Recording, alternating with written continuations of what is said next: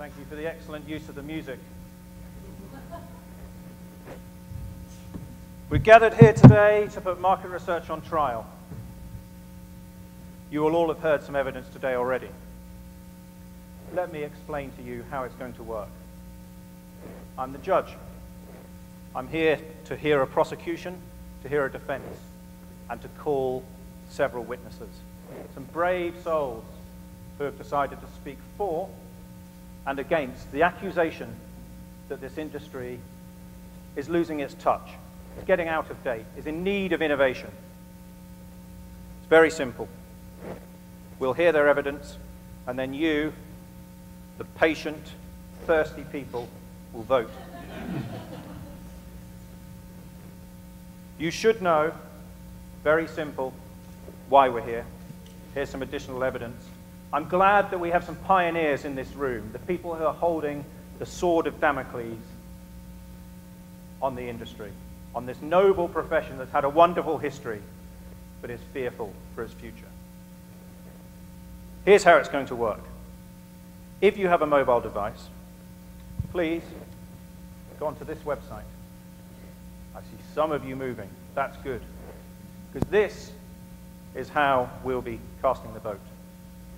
mrmw.joinin.me. Not only will this be where you are voting and saying whether the industry is guilty or not guilty, you can also post some questions, comments, suggestions to me for when we cross-examine the witnesses. Let's do a little practice.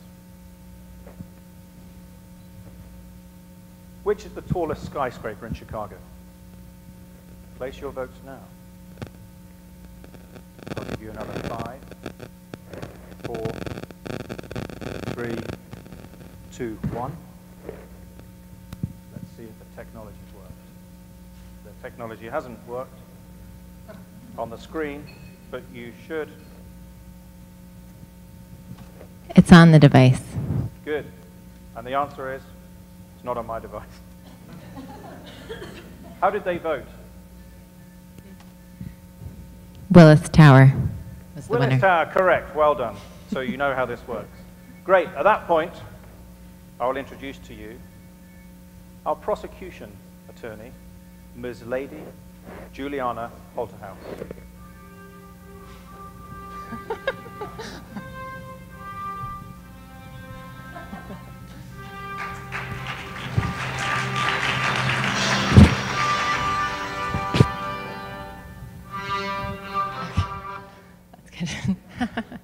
Ladies and gentlemen of the jury, I'm here today because I've heard your calls for change, I've heard your frustrations, and it's abundantly clear that the industry is already being disrupted.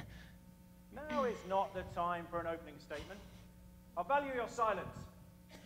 Apologies, Your Honor. Good. Shortly you'll have a chance to call some witnesses, but not yet. I knew you were hogging the stage. Let me also introduce a very, very brave individual who's decided to defend this accusation. Very brave, not only to defend this, but brave to not don the legal attire.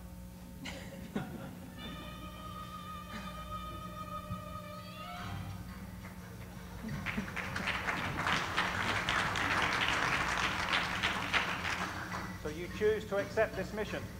I do choose to accept this mission. Good. Very brave. Now is the time for your opening statement, please. Excellent. Thank you, Your Honor. If we could just, excellent. Thank you.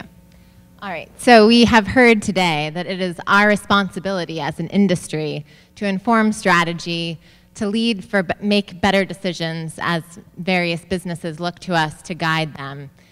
And of course, to understand what truly motivates the consumer. And we've heard in so many presentations today, and to be honest, for the past several years now, that we have this unique opportunity to get very close to the consumer through, of course, nothing quite like this mobile device here. We know that for so many of us, the mobile device is really an extension of our hand, and because of this, we have the opportunity to capture insight that is relevant, intimate, authentic and impactful. Just one quick question. What do you mean by intimate? Yes, of course. By intimate, I simply mean that the mobile device is a very personal device. And one of my favorite fun facts about that in this very serious endeavor is that 19% of us actually dropped our phone in the toilet in the year 2012. That's a bit too intimate. Thank you. Thank you, Your Honor. Lord Ryder. Your Honor, my lord, whatever. I'd like to start off by making sure that we understand exactly who the defendant is here. If we're voting at the end of this trial on whether or not the industry is in fact guilty, let's make sure we understand what we mean when we say the industry. So who is my client?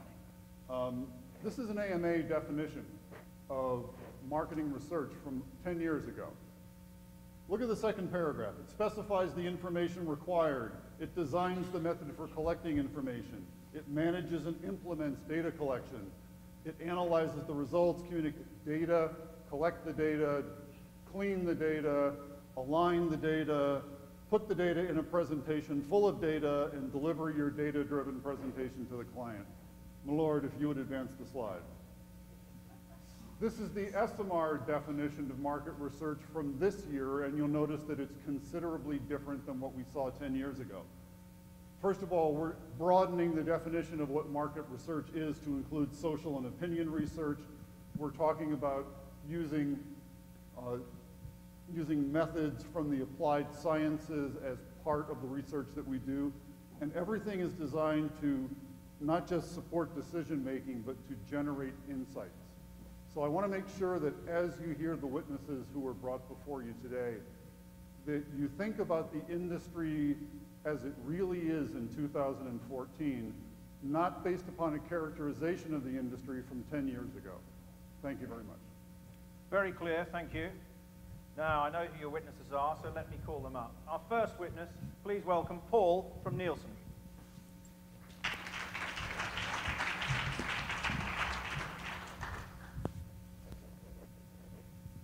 Thank you. I submit the question isn't, is market research boring, out of date, and lack of innovation? But is it pioneering, and is it ushering in a new era against its central mission of unlocking new insights to make better business decisions? On that, I say it's guilty. Simply having people respond on a mobile device, which replaced the PC, which replaced paper, is not enough. I put on trial the number of studies still that's going to go out and recruit a really small number of people on some basic demographics and a few attitudinal statements, and then ask a battery of questions. The time is now. We have the ability to target people using big data. We know everything about them. We can find them. We can geolocate them. And I would say this whole structure of a small, relatively small sample representative of the universe has seen its day. We can go out and do census-based research where we're asking a few things and stitching the data together to unlock really new insights out there. So to all us market researchers out there, I say we need to think as technologists.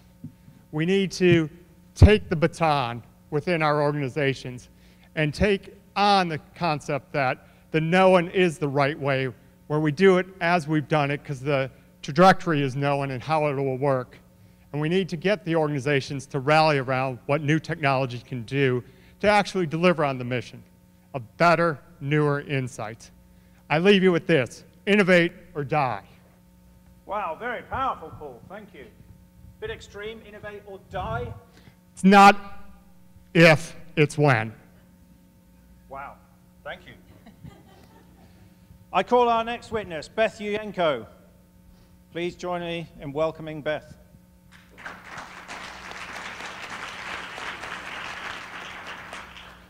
Beth, many of you may also know, speaks in a personal capacity here. She draws upon experience from ComScore, Microsoft, Esomar, and an illustrious career. If you will permit me, Your Honor, I will read my comments because it's been cleared by my personal attorney. So our market research world, like it or not, has expanded beyond our conventional methods of drawing insights. Today, the marketing intelligence area includes work by people we would have considered to be non-researchers as recent as 5 years ago.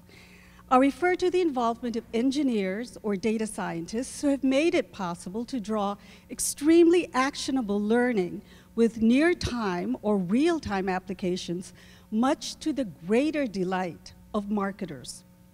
If we confine ourselves to traditional definitions of market research, thereby distancing ourselves from these newly emerged forms of market research, then yes, we've become outdated. If we doggedly cling to classic methods of research as the only proper route in fulfilling our role in marketing, then we cast ourselves into obsolescence. By not being open to the technology-driven modes of research, we will lose our place in marketing. We should not allow market research to become bifurcated. The increased complexity of marketing, largely brought on by innovations in data management, requires a blending of new and established modes of research, as well as truly clever ways of communicating insights which are more readily digestible to clients. Here is the challenge and the opportunity. Our clients, by and large, are more confused than we are about what makes up market research, at least market research today, especially with regards to big data applications. This is because the practice of big data requires bigger, greater infrastructure than conventional market research, and therefore greater commitment to implementation. We have the opportunity to bring clarity to this seemingly bifurcated state of market research. We can play a much needed role in this, and that's the notion of curation. Knowing which research methods are best suited for various business needs, and then effectively synthesize the data in a way that provides clients clear direction. The challenge is being able to draw these two realms of market research together, rather than seeing them as either or. How can marketing best harness these two worlds? How can we overcome our traditions and long-seated beliefs and break down the silos? Thank you, Beth. I don't have the courage to cross-examine you as you have a personal attorney, but please take a seat. And Paul, would you also stay up? Thank you.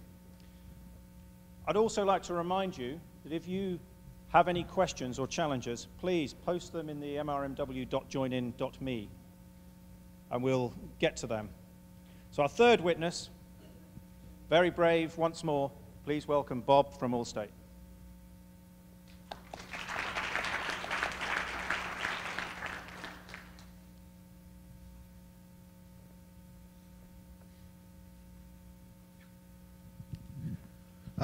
Thank you, Your Honor. I swear to tell the full truth, the complete truth, and nothing but the complete and utter truth, so help me the normal distribution. So,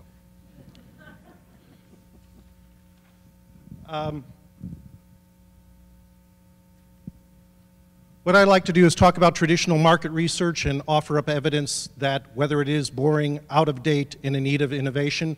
And on the first issue of boring, I'd say the evidence is that we're guilty. Who in this room has not developed and issued a 60 to 100-page report? You don't have to raise your hands. You're all guilty, I'm sure of that. I have a new acronym, which I think is extremely appropriate.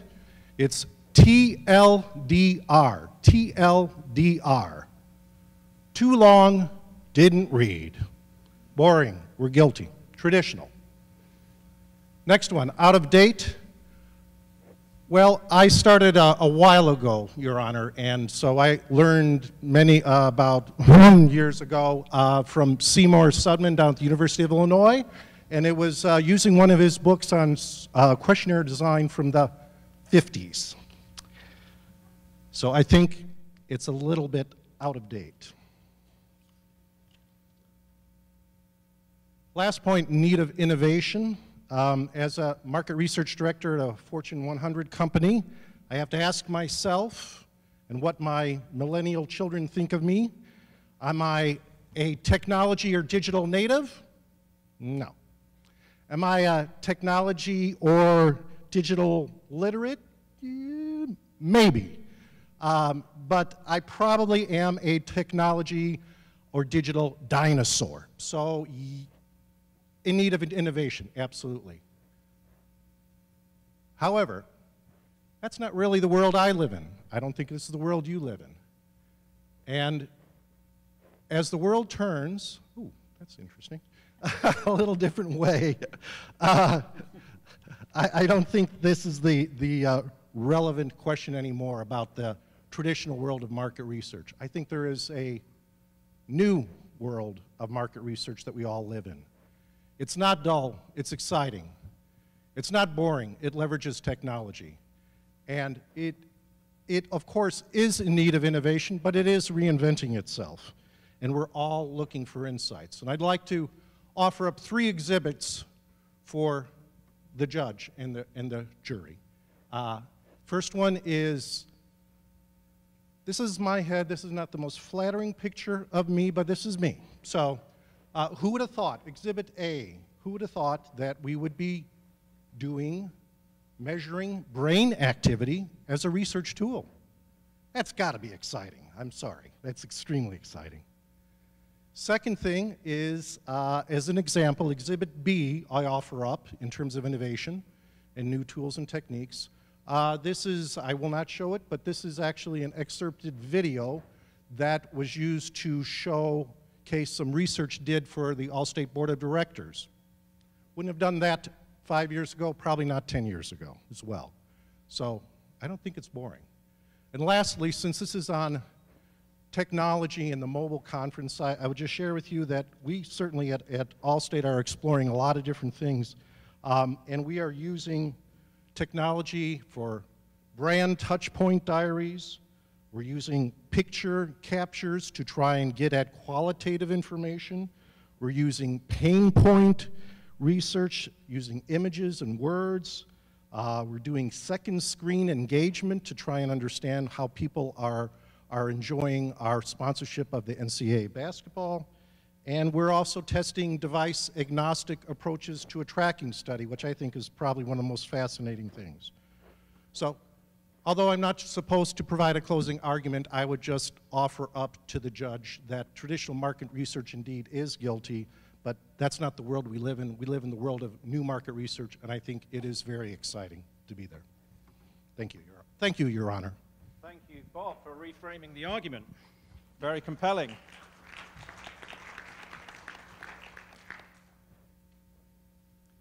Witness 4, you've seen her once today, so lucky you, see her again. Please welcome Courtney from AOL.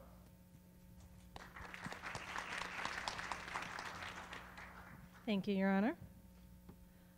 I humbly submit and agree with the previous witness. New market research is innovative and is fun and is something that you can learn a lot from.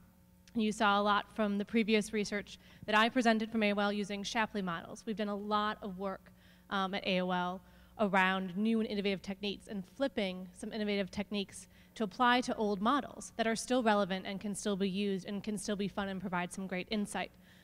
One example of that is when you look at Van Westendorp's price elasticity model. Inherently, it was always used to say what price is too expensive for any given product. Well, what we wanted to know was how much time is too much time for a consumer to give up to watch advertising. So we were able to use the Van Westendorp price elasticity model to actually apply it to video ads to find the exact point at which it's too expensive for a consumer to actually give up and stop watching a video ad when all they really want is to view the content. So there's a lot of really interesting and innovative techniques that can be used. All you do is actually define that question and map the technique back to that objective and keep that consumer at the center, and then everything will be innovative, fresh, new, and provide a really clear insight as long as that leads back to the prior objective. Courtney, thank you.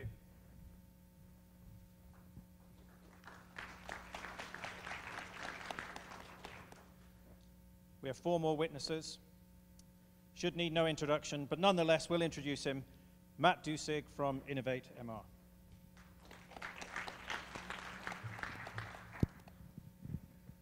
Thank you, Your Honor.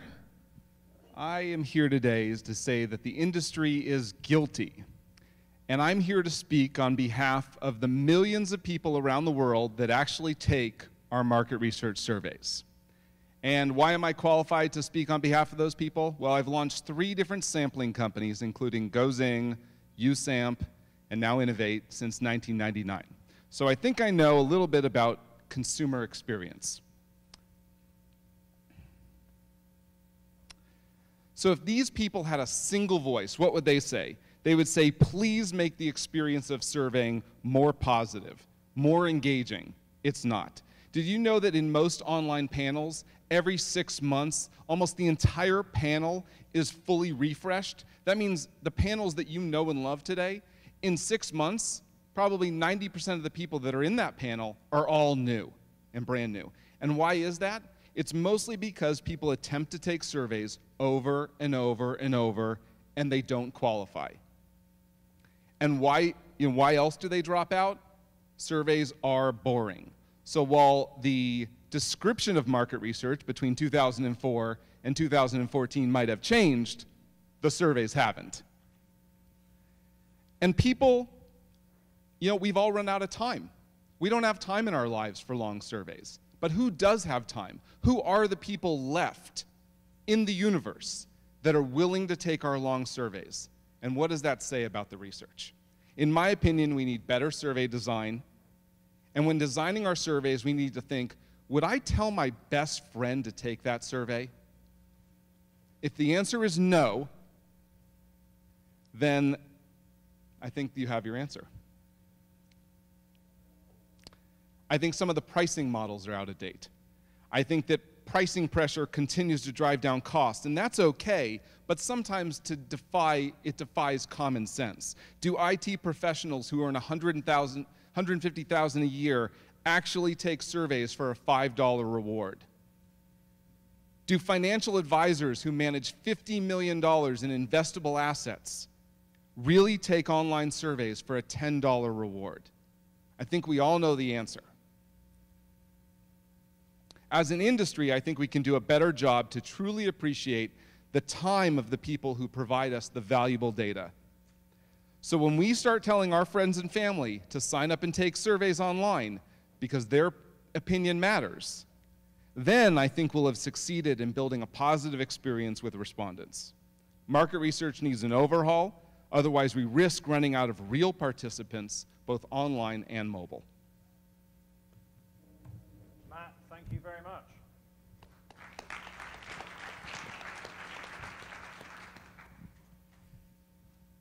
97 people left in the room. Let's see if we can keep it there, because that's almost enough for us to have some percentage scores at the end when we take the vote. Witness number 6, Sherry from Millward Brown. Welcome, Sherry.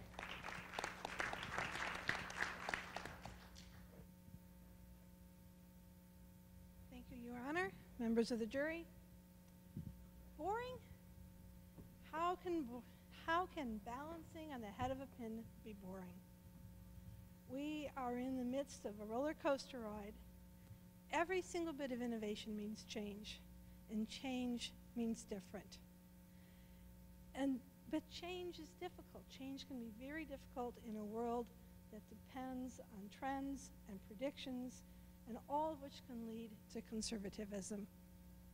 So, sometimes it seems like better things have come along. Social data, big data, behavioral data, or we have new data collection methods or new analytic techniques. Back to that 2004 definition from AMA.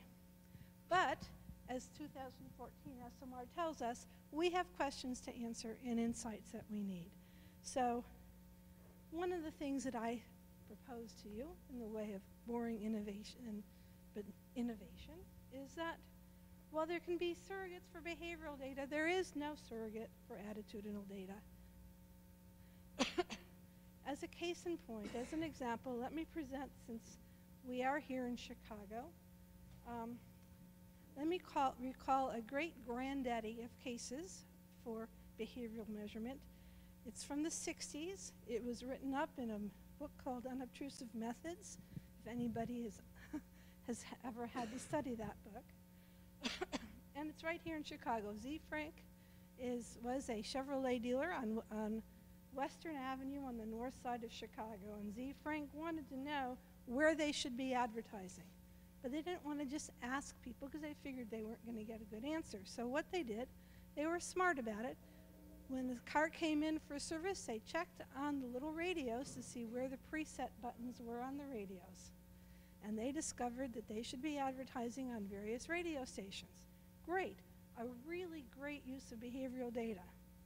But, you know what? What they don't know is they don't know why, they don't know who, they don't know the frame of mind that people are in, they don't even know that people's opinions about Z. Frank other than the car was there for servicing. They may hate Z. Frank, but it was under warranty. So, behavioral data is great behavioral data. It's great for targeting, but without an attitudinal component, it's not so great for diagnosis, and it's not so great for insight.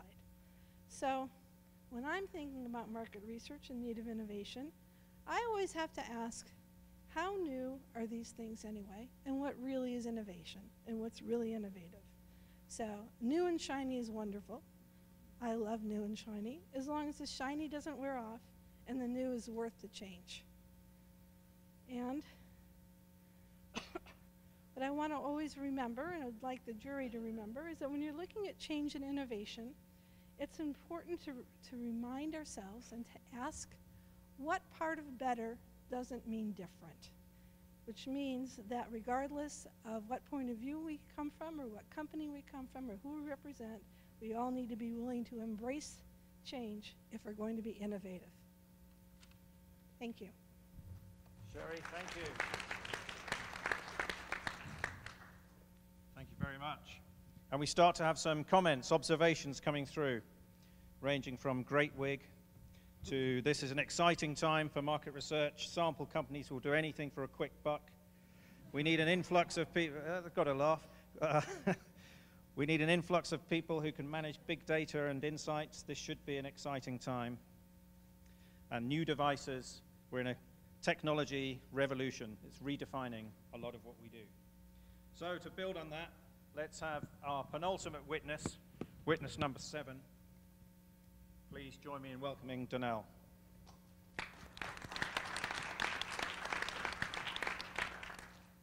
Thank you, Your Honor.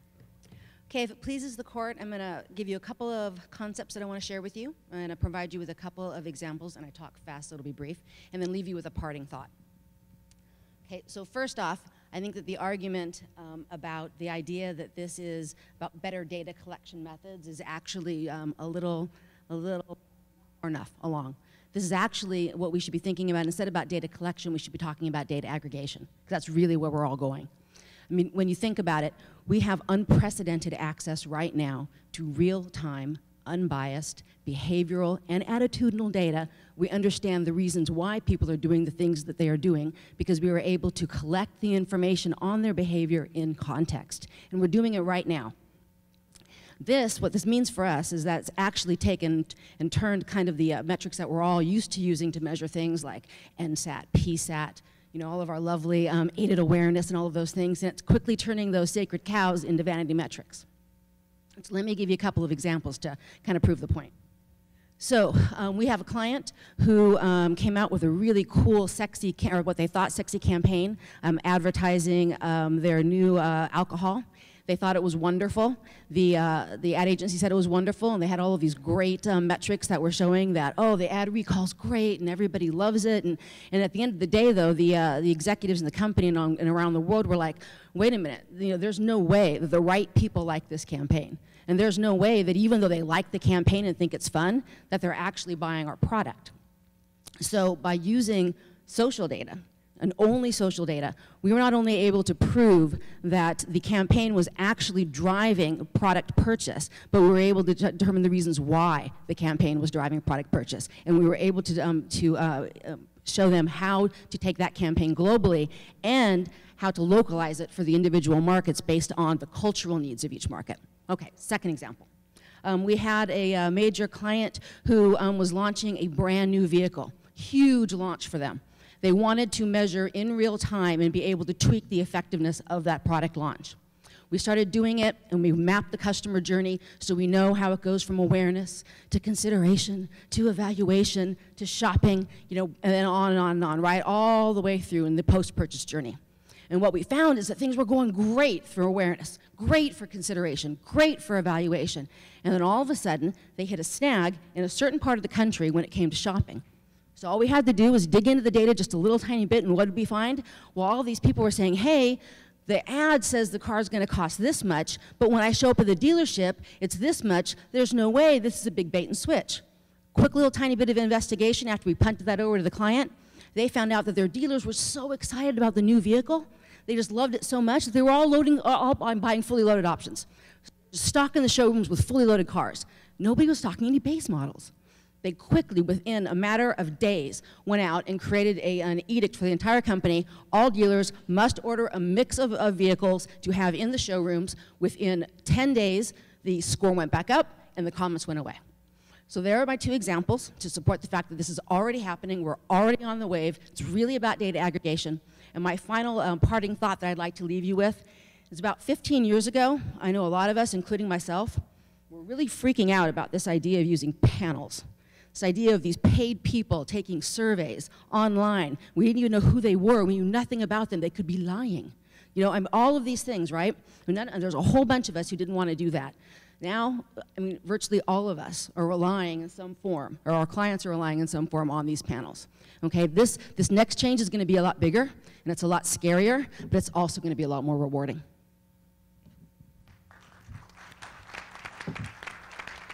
Thank you, Donnell. And our final witness, before we hear some closing statements, is Zoe from Added Value. Thank you, Your Honor. I will be brief. I have but 3 points to make. I believe that innovation is imperative. We do need to be mindful of our roots, and that Seymour Sudman book is one of my favorites. Stood the test of the time since the 50s. But at the same time, we live in a very different world. How people communicate and the way that they do so has changed markedly over the past 10, 15 years. Hand in hand with this, the way that brands, marketers, advertisers communicate with their customers has also changed from a broadcast messaging to a two-way interaction and co-creation. Now, market research, we've been slow to respond.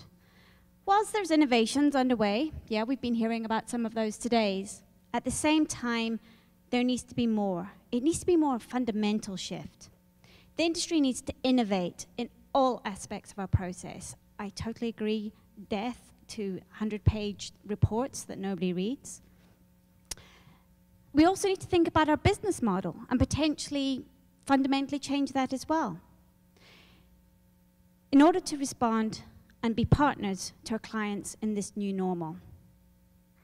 So what do we need to do? We need to take inspiration from all sorts of categories and industries, not just our own, and certainly not just from the technology companies, although certainly we need them.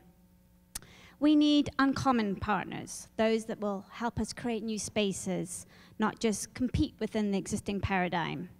And we need to be those partners for our clients as well. So, Your Honor, market research, guilty as charged. Thank you, Zoe. Very clear.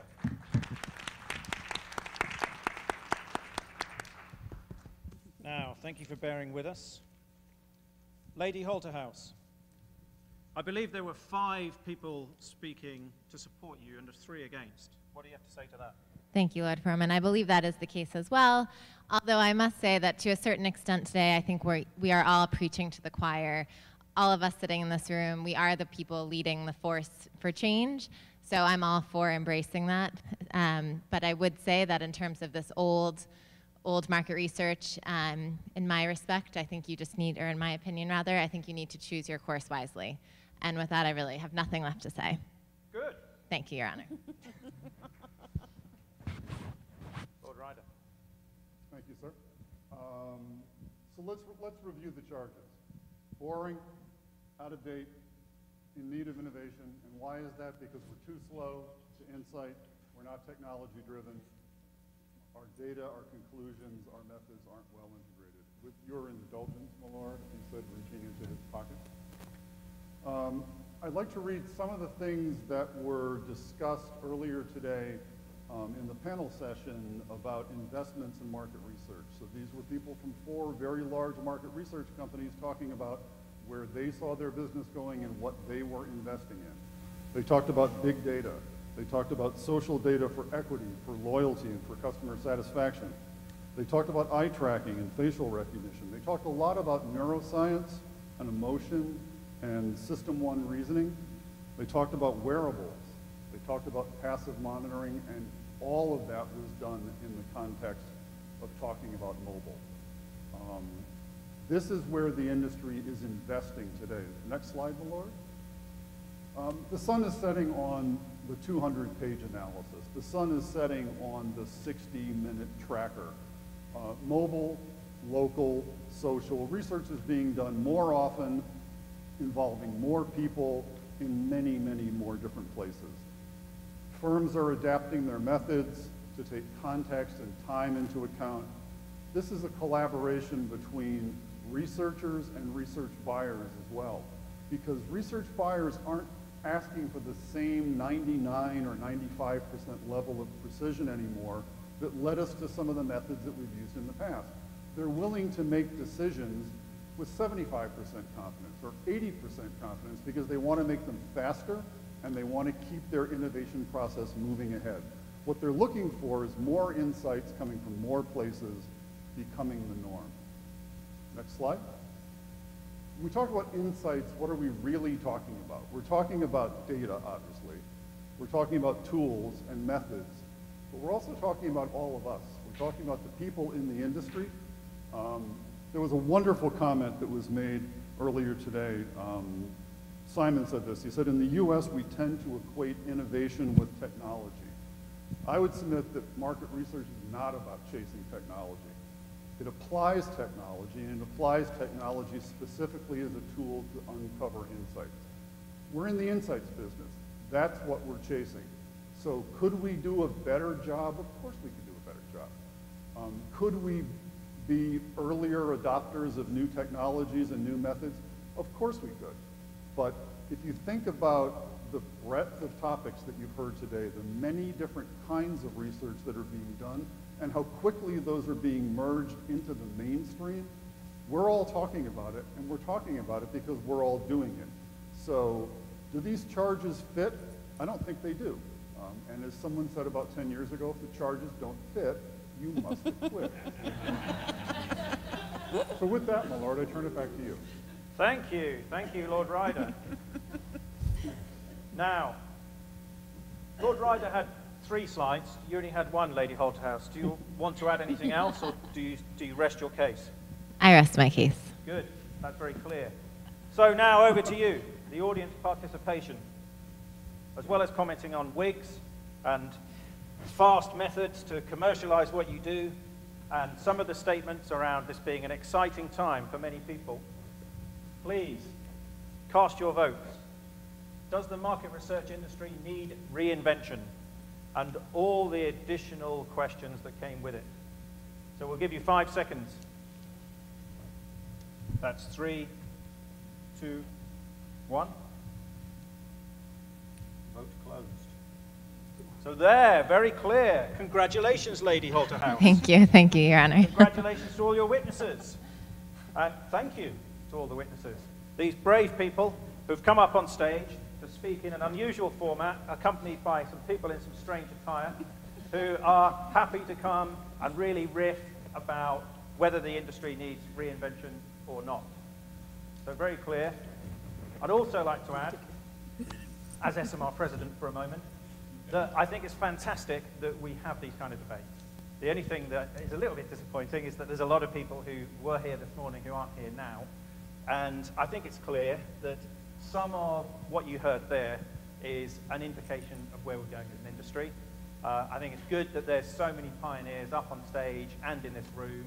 I think it's been said before that these kind of conferences will soon become the new normal. And we won't necessarily have a mobile-focused conference, because mobile will be so common as part of all our research methods, like we heard earlier from General Mills And it will just be one of those things in the same way that when we think of research, depending on where you are in the world, you either think face-to-face or you think panels, mobile will occupy that same role. So I think it's good that we're leading the debate. I think it's good that we'll continue to. And hopefully, we'll continue to have this debate in the bar. For those of you who want to question any of the specific individuals, take a good look at them now, because they're going to get mobbed. Julie said she will keep her attire on, so it'll be easy to spot her. And thanks to SSI, we're having some drinks later. So again, thank you.